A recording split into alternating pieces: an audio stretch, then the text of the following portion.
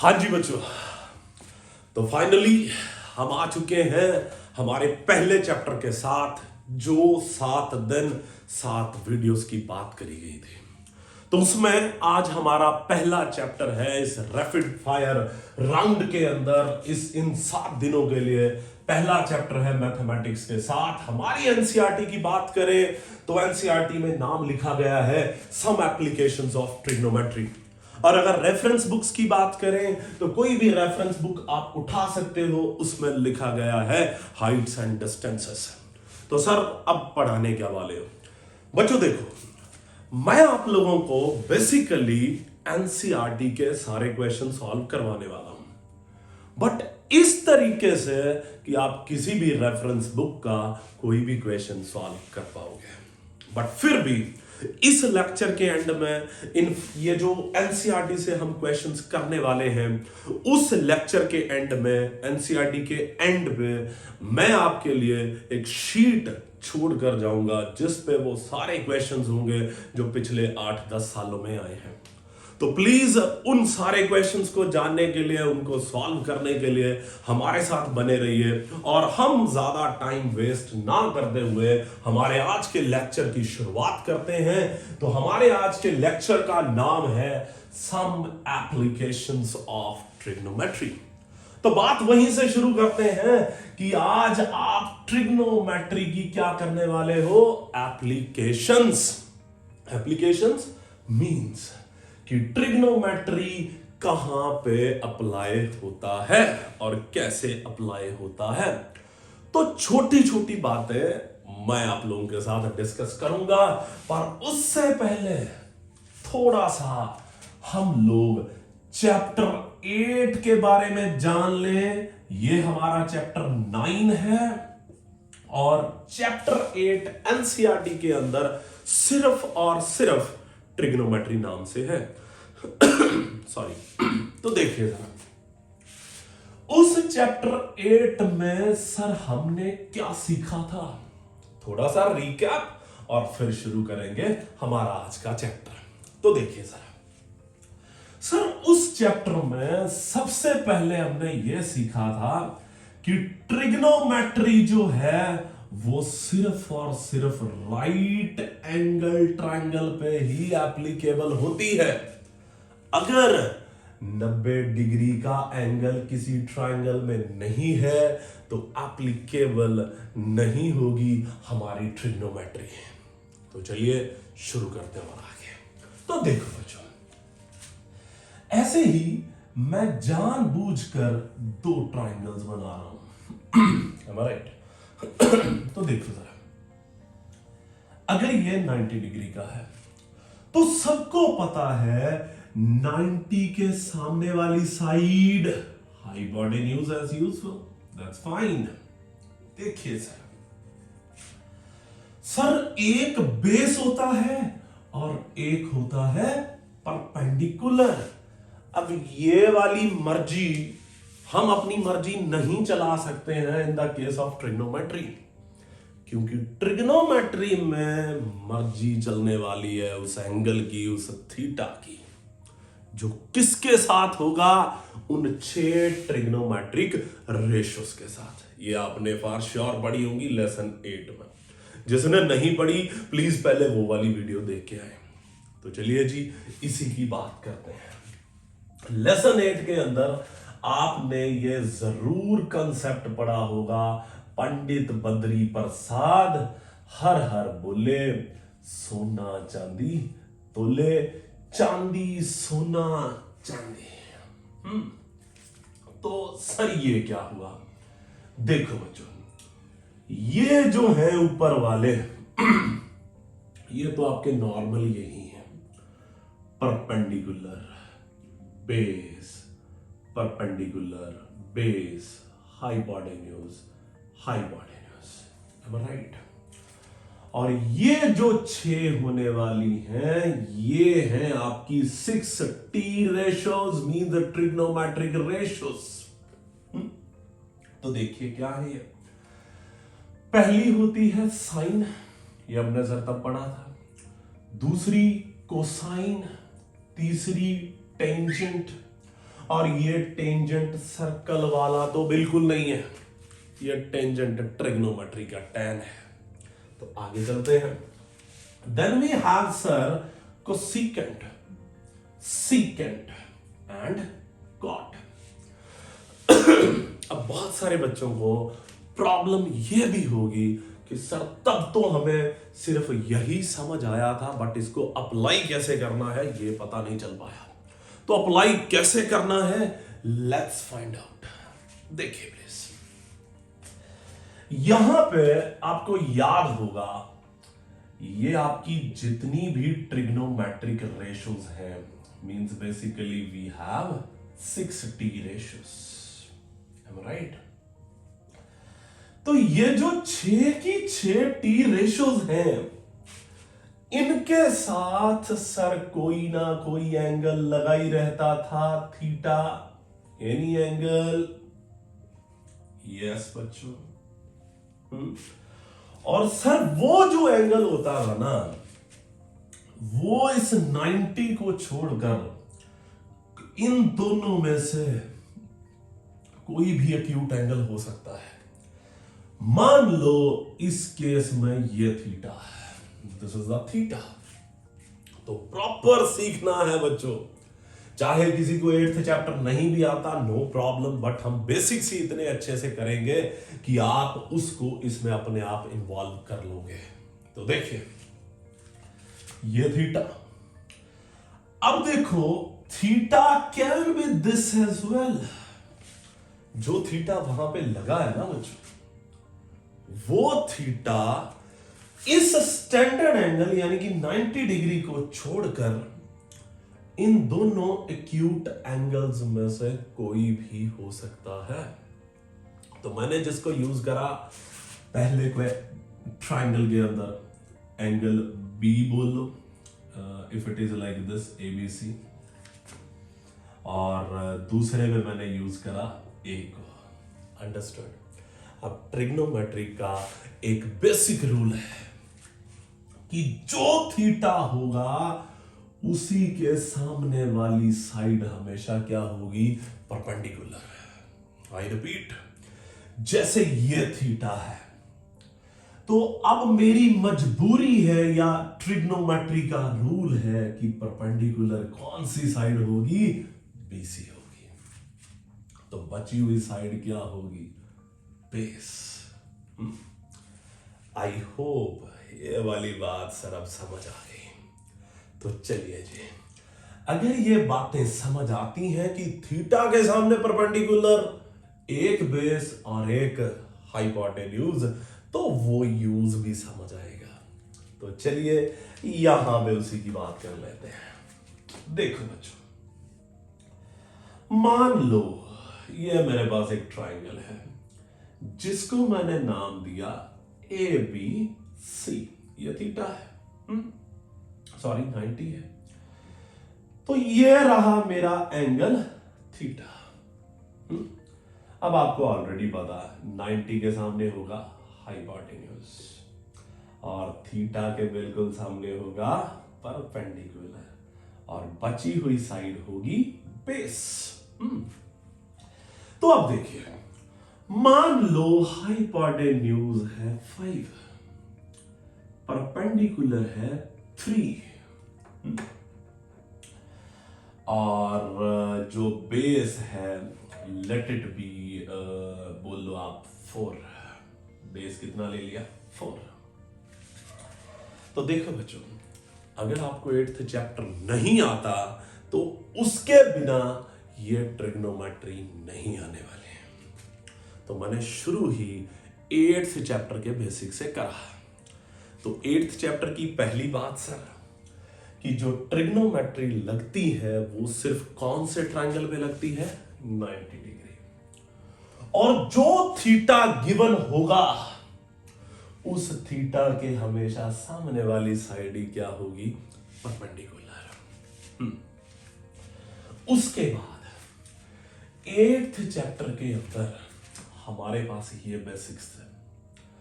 पंडित बद्री प्रसाद हर हर बोले सोना चांदी तोले, चांदी सोना चांदी। ये रहे सर।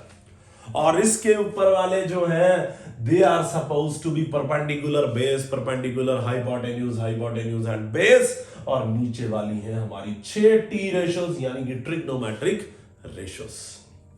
अब 8th चैप्टर के अंदर ऐसे एक ट्राइंगल दिया जाता था और उसका एक थीटा दिया जाता था और तीनों साइड्स या कई बार 2 साइड्स दी होती थी तो तीसरी हम निकाल लेते थे, ठीक है। पर अभी उसकी जरूरत नहीं है। देखो आपको बोला जाता था कि in this triangle find all the T ratios. बिल्कुल। तो देखो टी रेशोस कैसे मिलने वाली है। साइन होता है sir perpendicular upon hypotenuse, perpendicular upon hypotenuse. Cos होता है सर बेस अपॉन हाइपोटेन्यूज। और सर tan होता है परपेंडिकुलर अपॉन बेस। आई होप ये समझ आया। अब ये जो कोसिकेंट है ये हमारे साइन का उलट होता है, आपको 8th चैप्टर में समझाया गया होगा, ठीक है। तो कोसिकेंट होता है h अपॉन p, तो that is hypotenuse upon perpendicular. Similarly secant is reciprocal of cos, तो it must be h upon b, that is hypotenuse upon base. Similarly जो कोट है that is base upon perpendicular, ठीक है sir. अब इतनी चीजों को सर हमने देख लिया तो क्या कहीं ये सिर्फ वैल्यूज तो नहीं भरनी सर? P की जगह पे 3 तो नहीं आने वाला, H की जगह पे 5 तो नहीं आने वाला, बिल्कुल बस यही था 8। तो यहां पे B की जगह पे क्या आएगा 4, hypotenuse is 5, perpendicular 3, base 4, hypotenuse 5, perpendicular 3, hypotenuse 5, base 4, base 4, perpendicular 3। अगर ये आता है आपको 8th चैप्टर में से तो आपको 9th चैप्टर आ रहा है within no time. I hope ये वाली बात समझ आई होगी। तो अगर ये बात समझ आती है तो हम अब चलते हैं हमारे इस चैप्टर पे जिसका नाम है सम एप्लीकेशंस। किसकी? इस ट्रिग्नोमेट्री की। सर एप्लीकेशंस मींस कहां पे ये वाली ट्रिग्नोमेट्री अप्लाई होती है। तो कुछ 1-2 एग्जांपल्स लेता हूं। तो पहली एग्जांपल ध्यान से सुनना बच्चों, ये आपका रूम है। मान लो यहां पे कोई बल्ब लगा था और वो सडनली फ्यूज हो गया, मतलब खराब हो गया, बल्ब खराब है। अब आपका मैथ्स का पेपर है, स्टडी करना भी जरूरी है, टॉर्च नहीं जला सकते भाई, कितनी देर टॉर्च निकालेगी, वो मजा नहीं आएगा। और बाकी रूम्स में मतलब कोई ना कोई ऑक्यूपाइड प्लेसेस हैं तो वहां पे पढ़ नहीं सकते। तो अब आपने क्या सोचा, क्यों ना मैं खुद ही सीढ़ी लगा लूं, एक पौड़ी लगा के बल्ब ला के इसको सेट करूं। पर बात ये है, क्या ये सीढ़ी जहां दिल करे वहीं लग जाती है? नो, यहां पे लगाओगे इट में फॉल लाइक दिस। तो क्यों ना इस सीढ़ी को थोड़ा पीछे किया जाए। हम उस सीढ़ी को थोड़ा पीछे करते हैं। अब सर यहां पे ये सीढ़ी टिक गई, आके ये स्टेयर्स जो है यहां पर टिक गई। अरे टिकी क्यों? क्योंकि ये एंगल वो वाला थीटा हो गया जो रिक्वायर्ड था, ये थीटा रिक्वायर्ड नहीं था। सर ये क्या किया आपने? आपने सीढ़ी लगाने के केस में भी ट्रिग्नोमेट्री घुसा दी। बिल्कुल। अरे यही तो पहली एप्लीकेशन है। एक एप्लीकेशन ये हो गई। दूसरी, आजकल भारत सरकार बना रही है फ्लाईओवर्स हर सिटी में, छोटे से छोटे टाउन में, बड़ी से बड़ी सिटी के अंदर बन रहे हैं फ्लाईओवर्स। तो कैसे सर? ये देखिए, फ्लाईओवर क्या करता है, ऐसे एक रोड आती रहती है और suddenly flyover and then that's it. कि मतलब आपका जो व्हीकल है वो सिटी की मेन मार्केट के ऊपर से ही फ्लाई कर जाएगा and that's why the name flyover. पर आपको क्या लगता है, ये अपनी मर्जी से ही जो वहां पे लेबरर वर्क कर रहे हैं, जो लेबर है वहां की, उसने अपनी मर्जी से ही इसको उठा दिया ऊपर? क्या अपनी मर्जी से ही गिरा दिया? अरे भाई, ये अपनी मर्जी से उठाते और बहुत तेज व्हीकल आता तो वो ऐसे खड़ा ही हो जाता, और अगर बहुत तेज व्हीकल यहां से गिरता तो पता नहीं कहां पे जाके गिरता। तो not possible for the labourers. तो यहां पे काम आते हैं आपके सिविल इंजीनियर्स और वो इस एंगल को प्रॉपरली मेजर करके ही फ्लाईओवर की सड़क को ऊपर उठाते हैं और नीचे गिराते हैं। तो जर फिर से आ गई ट्रिग्नोमेट्री, बिल्कुल ट्रिग्नोमेट्री आ गई। तो ऐसी बहुत सारी एग्जांपल्स होंगी जिस पे ट्रिग्नोमेट्री लगती है, बट उन एग्जांपल्स को हम लोग हमारे एनसीईआरटी के चैप्टर में पढ़ेंगे। बहुत जल्दी पढ़ने वाले हैं, आपको समझ आने वाला है कि चाहे सी में शिपिंग हो, वो भी एंगल्स के अकॉर्डिंग होती है, चाहे हमारी मिलिट्री सी में, इंडियन ओशियन में हमारी कंट्री की हद को, हमारा वाटर है, इंडियन वाटर है, उसकी अगर हिफाजत कर रही है तो भी ट्रिग्नोमेट्री की हेल्प से। रडार सिस्टम, वो भी कहीं ना कहीं ट्रिग्नोमेट्री की हेल्प से। तो सर, ट्रिग्नोमेट्री की इतनी ज्यादा एप्लीकेशंस हैं तो क्यों ना उन्हें पढ़ा जाए। तो बच्चों, 1 मिनट के लिए पॉज करके आप इसे प्लीज जरूर नोट करिए, because this is going to be rubbed very soon. Yes, तो आई होप नोट हो गया होगा। तो इसको अब मैं रब कर रहा हूं। तो देखिए सर, उसकी जरूरत तो रहने ही वाली है, पर इसके अंदर, इस चैप्टर के अंदर, 9th चैप्टर के अंदर हम लोग 2 नए कंसेप्ट पढ़ेंगे जो 8th में नहीं पढ़े थे, यानी कि 8th चैप्टर में नहीं पढ़े थे। तो वो 2 कौन से हैं? तो देखिए सर, मान लो ये कोई बिल्डिंग है और ये उसका ग्राउंड फ्लोर है।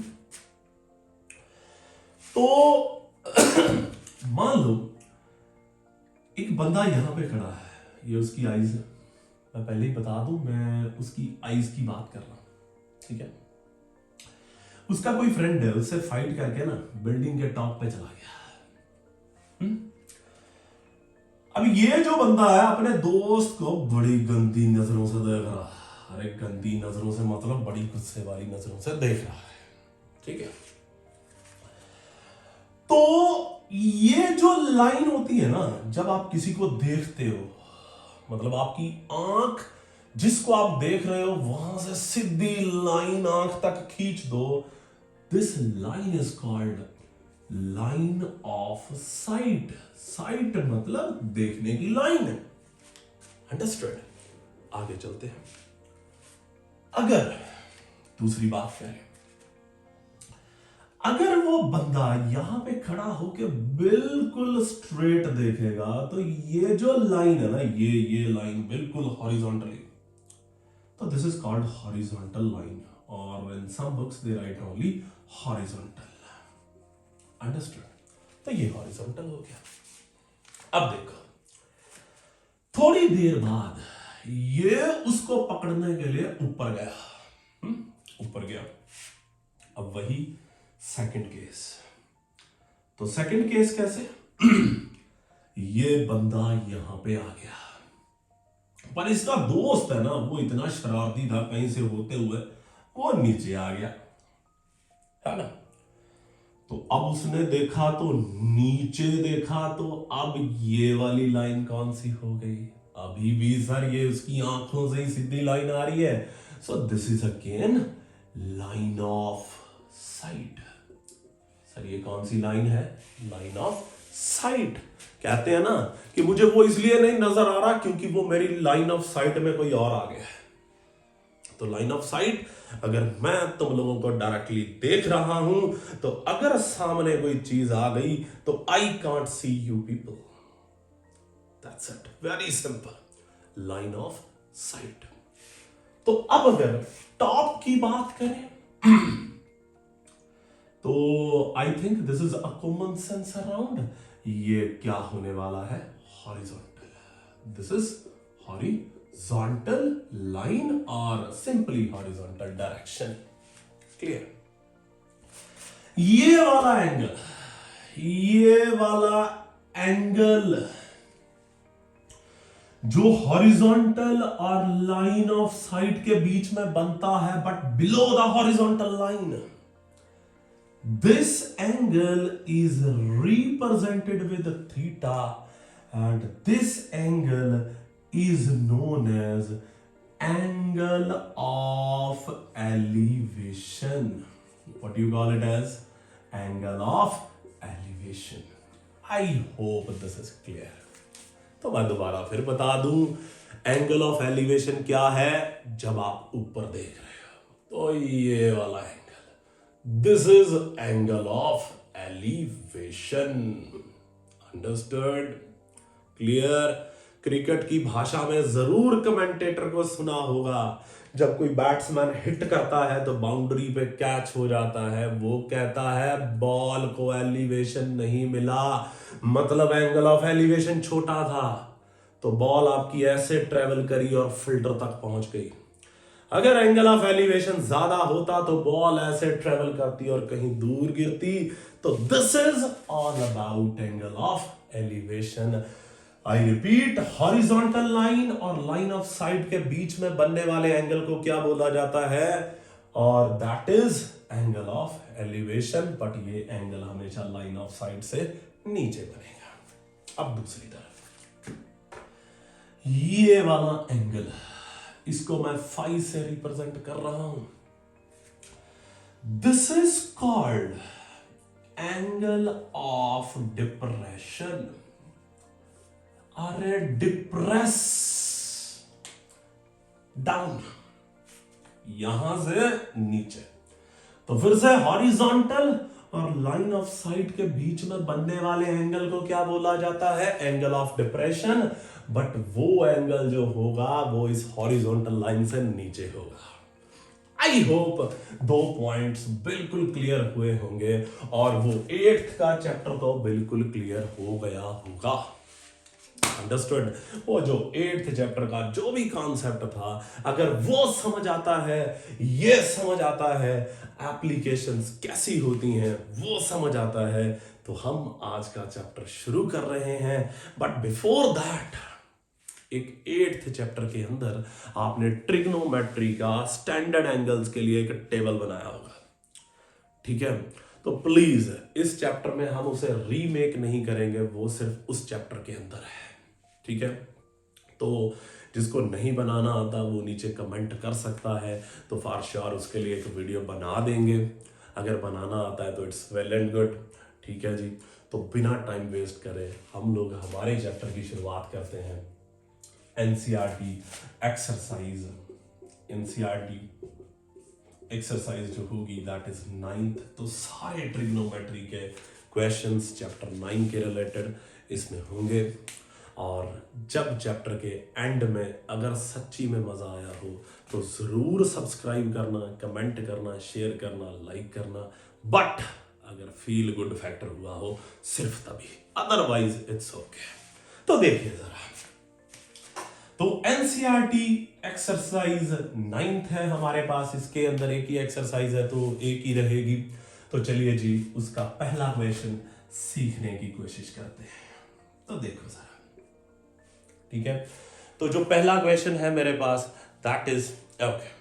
देखो जरा, आपने देखा होगा सर्कस वाले वो एक इधर स्टिक खड़ी कर लेते हैं, एक स्टिक इधर खड़ी कर लेते हैं, और उसके ऊपर वो सर्कस वाली लेडी या कोई लड़का छोटा सा वो चलता रहता है एक स्टिक सी पकड़कर। Am I right? I hope you all have seen that. अब ऐसे ही एक सर्कस आर्टिस्ट यहां पे है जिसने एक बड़ा पोल है, पोल को मैं नाम देता हूं AB। ये ग्राउंड हो गया। अब उस सर्कस आर्टिस्ट ने क्या करा है, यहां से एक रस्सी लगाई है और ग्राउंड के साथ उस रस्सी को बांध दिया है at 30 degree angle of elevation पे। ये आपकी बुक में लिखा है। मींस एक रोप ली, ठीक है, एक रोप ली, उसे एक पोल के साथ अटैच करा और उसे ग्राउंड के साथ कितने एंगल पे, 30 डिग्री पे। या आप जब अपना क्वेश्चन रीड करोगे तो वहां पे स्पेशली लिखा होगा। तो let me read for you people the question as I am having the book with me. तो हम क्वेश्चन की बात करते हैं। NCERT, a circus artist is climbing a rope of 20 centimetre. तो ये जो रोप है दिस इज 20 मीटर। तो ये रोप कितने मीटर की है, 20 मीटर की, which is tightly stretched and tied from the top of a vertical pole to the ground. Yes, उसके बाद find the height of the pole. तो ये हाइट ढूंढनी है क्योंकि ये हमारा क्या है, पोल है बच्चों। Understand? Yes. Find the height of the pole if the angle made by the rope with the ground is 30 degree. I hope question समझ आ गया। ठीक है, अगर क्वेश्चन समझ आया है तो let us start with this। तो एक बार फिर से क्वेश्चन सुनिए। एक पोल है, उसके साथ एक रस्सी बांधी गई है जो 20 मीटर है और वो ग्राउंड के साथ कितना डिग्री एंगल बना रही है, 30 डिग्री एंगल बना रही है। तो बताइए उस पोल की हाइट क्या है। अंडरस्टैंड? अब दूसरी बात, ये भी तो एप्लीकेशन ट्रिग्नोमेट्री ही है। अगर ये रस्सी इससे ज्यादा एंगल या कम एंगल पे बांधी जाती तो शायद वो सर्कस आर्टिस्ट इसके ऊपर ना चल पाता। तो जल्दी से फाइंड आउट करते हैं हमारे बेसिक्स जो हमने यहां पे सीखे कि सर जो थीटा दिया होता है उसके सामने वाला क्या होता है, परपेंडिकुलर। तो थीटा यहां पे 30 डिग्री है, तो यहां पे परपेंडिकुलर जो शायद मुझे निकालना है, तो ये फॉर श्योर 90 डिग्री होने वाला है। Is it clear? तो आई रिपीट, थीटा दिया है, थीटा के सामने हमेशा ही परपेंडिकुलर, और वही परपेंडिकुलर मुझे निकालना है। 90 के सामने हाइपोटेन्यूस। तो मतलब P निकालना है, H गिवन है। यहां पे आइए, P निकालना है, H गिवन है, तो क्या लगेगा, साइन थीटा। तो 1 मिनट के अंदर सर क्वेश्चन सॉल्व है। तो क्वेश्चन को जल्दी से सॉल्व कर लेते हैं सर। और वो क्वेश्चन कैसे है, पेपर में कुछ ऐसे अटेम्प्ट करना है। इन ट्राइंगल ABC, चेक करिए, sine 30 degree because the angle is 30 degree, sine 30 degree is equals to P upon H, perpendicular upon hypotenuse. जब वो एंगल आप देखोगे उस टेबल से तो यू विल फाइंड आउट कि साइन थीटा होता है sir half, that is 1/2। Perpendicular यानी कि AB मुझे निकालना है, हाइपोटेन्यूज गिवन है, कितना गिवन है, 20 है ना। तो अगर यहां पे डायरेक्टली कट कर लो 2 1 एंड 2 10 पे, तो जस्ट एक बार सिंपली क्रॉस कर दो, you will be getting your answer, that is 10 metre. ये था आपका एनसीईआरटी का पहला क्वेश्चन। आई होप सबको बहुत इजीली क्लियर हो गया होगा। अगर सच्ची में क्लियर हो गया है तो जल्दी से नोट कर लीजिए, पॉज करके नोट करिए, क्योंकि मैं इसको रब करने वाला हूं और हम नेक्स्ट क्वेश्चन पे चलने वाले हैं। तो जल्दी से आप इसको नोट करो प्लीज।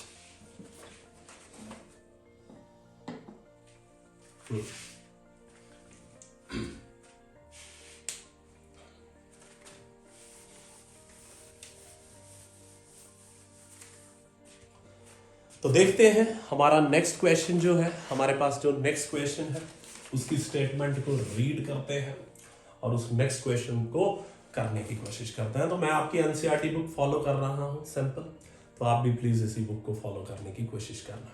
तो let's move on to the next question, और वो क्वेश्चन है हमारा सेकंड आंसर, भी सेकंड होगा, और इसको सीबीएसई वाले वेरी वेरी इंपॉर्टेंट मानिए, क्योंकि जो मैंने सर्च करा है इस पे पिछले 8-10 सालों के लिए, उसमें ये वाला क्वेश्चन हमेशा आया है। ठीक है, it is very simple but a bit complicated. तो देखिए कैसा है ये क्वेश्चन, देखते हैं। A tree breaks due to storm and the broken part bends so that the top of the tree touches the ground. ये देखो, मान लो ये एक ट्री है, ठीक है, इसको मैं नाम दे रहा हूं ए बी, जानबूझकर यहां पे नाम दे रहा हूं सी। तो ये पूरा मेरे पास क्या है, एक ट्री है। This is a tree, exactly a tree.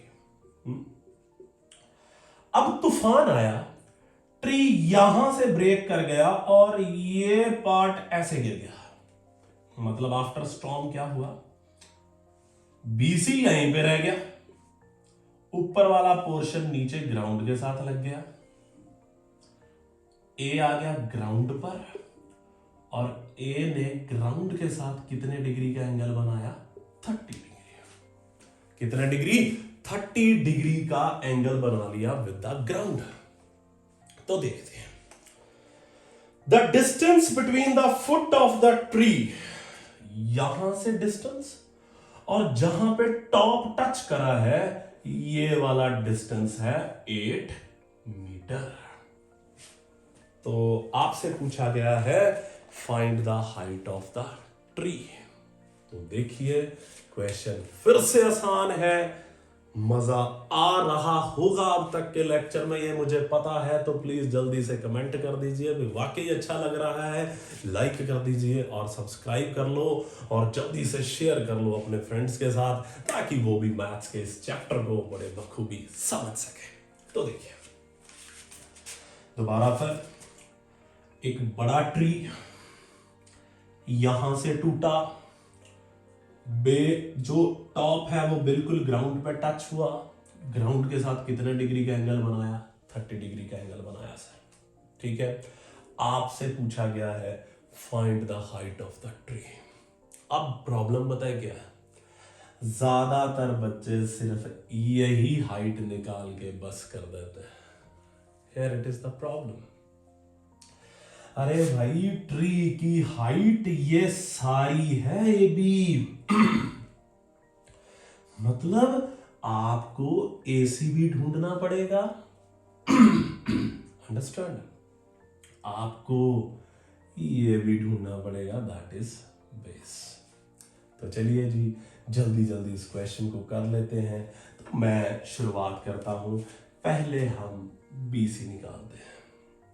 तो थीटा गिवन है, थीटा के सामने परपेंडिकुलर, 90 के सामने हाइपोटेन्यूज, तो ये क्या होगा, बेस सर। ठीक है, तो देखो जरा, पहले हम बीसी निकालते हैं, दैट इज परपेंडिकुलर। तो इन ट्रायंगल, कौन सा triangle, A B C, perpendicular निकालना है, बेस गिवन है, परपेंडिकुलर निकालना है, बेस गिवन है, तो क्या लगेगा, tan। तो let us find out. tan 30 degree is equals to perpendicular upon base. tan 30 आप उस टेबल से देखोगे इट इज 1/√3, तो परपेंडिकुलर कितना है, that is BC you want to find, और बेस है सर 8। तो जल्दी से इसको क्रॉस कर देते हैं। तो जो मेरे पास यहां पे आंसर आने वाला है वो कुछ इस तरह से आने वाला है, √3 BC इज इक्वल्स टू 8। तो यहां से BC का जो आंसर आया दैट इज 8/√3। ये सर सिर्फ अभी किसका आंसर आया है, BC का, दैट इज 8/√3। अब किसका आंसर ढूंढोगे, AC का। और जैसे ही AC का आंसर मिलेगा दोनों को क्या करेंगे, ऐड करेंगे और हमारा नेक्स्ट कंसेप्ट आ जाएगा जो हमें पूरी हाइट चाहिए। तो देखिए जरा, अब मुझे निकालना है ये वाला पार्ट, दैट इज H। तो दूसरे को यहां से निकाल लेते हैं फिर से, इन ट्राइंगल ABC। अब देखो बच्चों, परपेंडिकुलर आ गया, इट्स योर विश, परपेंडिकुलर आ गया। P/H लगा के भी कर सकते हो, B/H से भी कर लेते हो, तो हम P/H से ही करते हैं। तो देखो P/H, और P/H होता है सर साइन, तो it must be sine 30 degree. और अभी करके आए पिछले क्वेश्चन के अंदर कि साइन 30 डिग्री इज 1/2, तो perpendicular already given that is 8/√3, और नीचे हाइपोटेन्यूज आ जाएगा, हाइपोटेन्यूज इज AC। अंडरस्टैंड? तो हमें AC ढूंढना है, तो क्रॉस मल्टीप्लाई करिए जरा, √3 AC इज इक्वल्स टू 8 × 2 16। तो AC सर आ रहा है 16/√3। ये मेरा सेकंड पार्ट हो गया। अंडरस्टैंड? तो सर हमें AC भी मिल गया, दैट इज 16/√3, पर हमें पूरी हाइट निकालनी है। तो जल्दी से sir, height of tree that is AB।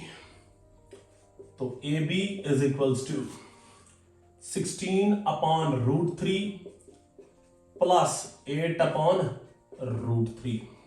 Are you done? तो जल्दी से हम इसका एलसीएम लेते हैं। एलसीएम आएगा सर √3, 16 प्लस 8, और वो 16 प्लस 8 जो सॉल्व करके आएगा दैट विल बी 24/√3। क्लियर? तो अब आपको पता है मैथ्स में नीचे हम रूट नहीं छोड़ते, तो हम इसको रैशनलाइज करते हैं। तो रैशनलाइज करते हैं, नीचे अकेला √3 है, तो √3 से मल्टीप्लाई, √3 से डिवाइड। अगर किसी को रैशनलाइज का मतलब नहीं पता, तो रैशनलाइज का मतलब होता है इस नीचे वाले रूट को खत्म करना। और ये नीचे वाला रूट कैसे खत्म होता है सर, ये देखो बच्चों, अगर नीचे कोई प्लस या माइनस का निशान है, मतलब साइन है, फिर तो आपने वो साइन बदल कर मल्टीप्लाई और डिवाइड करना है। क्लियर? अगर माइनस है तो यहां पे किससे मल्टीप्लाई डिवाइड करोगे, प्लस वाले से। ठीक है? अब यहां पे कोई प्लस माइनस नहीं था, तो आप डायरेक्टली उसी से ही कर पाओगे। तो चलिए जी, आई थिंक आपका क्वेश्चन सॉल्व हो गया है। 24√3, तो √3 × √3 ओनली 3, तो 3 के टेबल पे 8, आप अपना आंसर मैच कर सकते हो। 8√3 is the answer. I hope 2 question और ये वाले सारे बेसिक्स आपके दिमाग में एंटर कर गए होंगे। ठीक है जी, तो जल्दी से स्क्रीन को पॉज करिए और नोट करिए, तब हम नेक्स्ट क्वेश्चन पे मूव करते हैं।